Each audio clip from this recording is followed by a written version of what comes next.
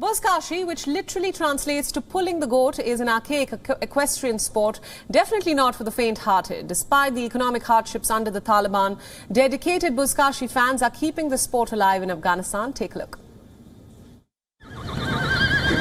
These men and horses are gearing up for a round of Buzkashi, an ancient nomadic equestrian sport that has its root in Turkic and Mongol traditions.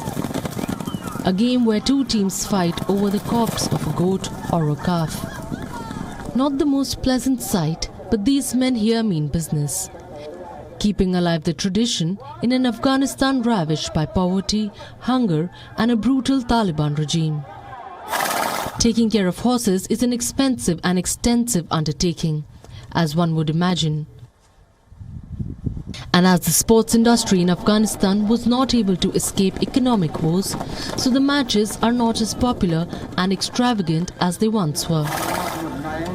But sometimes, in the middle of all the chaos, these men find a way to come together, equipped with sticks, and they're accompanied by their mighty horses. The Buzkashi matches are not as colorful as they were before. Right now, people are struggling to make ends meet for their families, and keeping and looking after a horse is very expensive. There are people and horse lovers who struggle to feed their families, but they do keep horses and feed them. Most men come here for a much-needed respite from the nightmarish reality that life has turned into under the Taliban. We are tired of changes, economic problems and insecurities in the country. Whenever I come to watch a Buzkashi game, I forget all my grief and feel relaxed.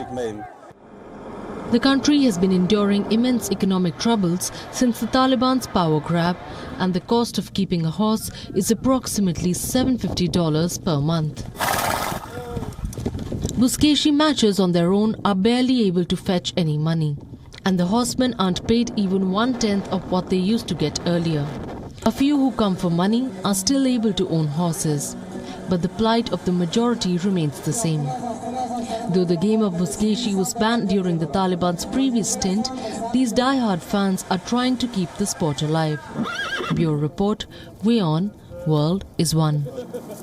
Global stock markets have been on a recovery path since the Russian Defense Ministry yesterday published footage to demonstrate that it was in fact returning some troops to base after exercises. Shares in Asia Pacific rose today morning on signs of easing tensions, and investors also reacted to weaker than expected Chinese inflation data.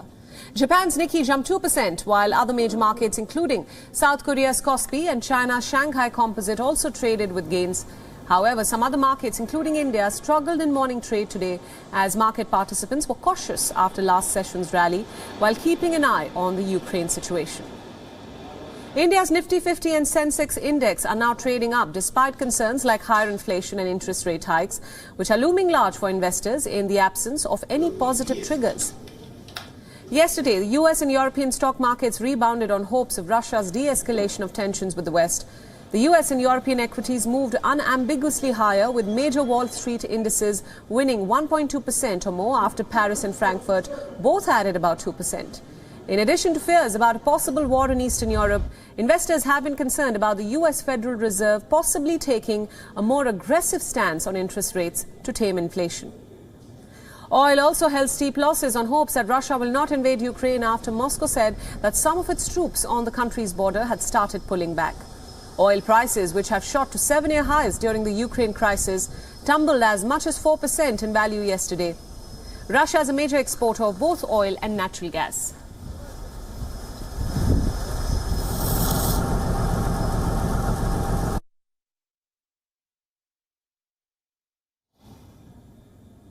WION World is One is now available in your country. Download the app now and get all the news updates on the move.